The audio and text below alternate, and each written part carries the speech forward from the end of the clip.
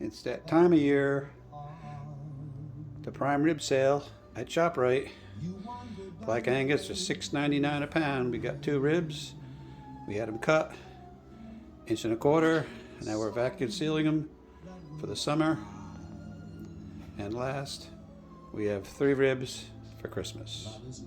Merry Christmas, Happy New Year. We'll see you in 24. Okay, so we have the two full ribs. They're cut up in 1.25 inch pieces from the butcher. We laid them all out, cleaned them all off, put them in the bags, and now I'm going to show you how we vacuum seal them. We don't spend $300-400 on a machine. We have a tiny little machine right here, and these bags we use have little, they're made for vacuum sealing. So let's check it out. So we have the bag, and we've got a lip here, so we're gonna just seal that right off. Take my little cleaner so I don't break my thumb. Make sure it's nice and tight. No lumps in the sealing tape. Okay, I got that little baby. See that little baby? Watch this. Watch the bag shrink. No need to buy a $300 or $400 vacuum sealing when you can have a $19 bags, lids for canning jars. Vacuum sealed it for protection. We'll put tape right over there. These are reusable. Fold that. That's vacuum sealing them.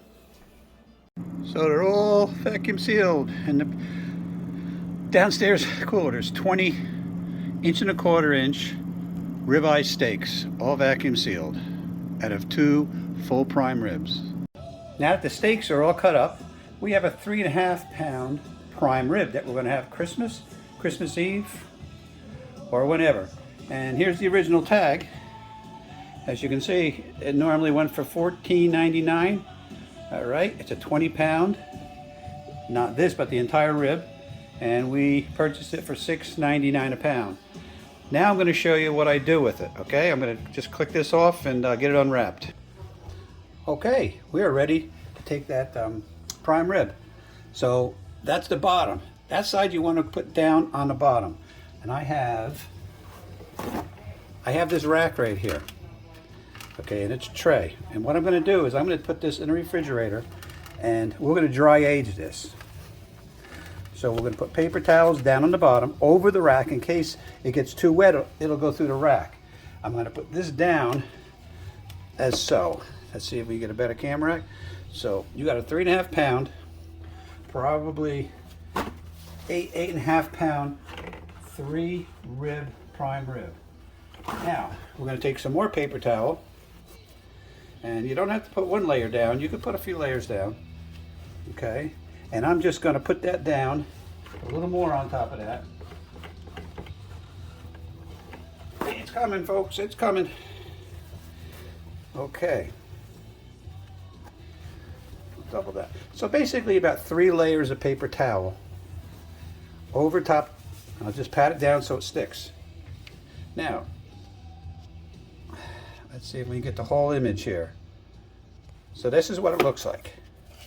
And it's a week before Christmas. It's exactly 7 days. You can do it longer, you can do it less. But what we're doing is dry aging in the refrigerator. And I'll tell you the reason why we dry age in a second. Okay, so the prime rib, the 3 rib prime rib, is in the refrigerator, and you want to put it in the refrigerator that you don't have to open. Try to keep the refrigerator closed as much as possible. So if you have a spare refrigerator, that's the best way to go.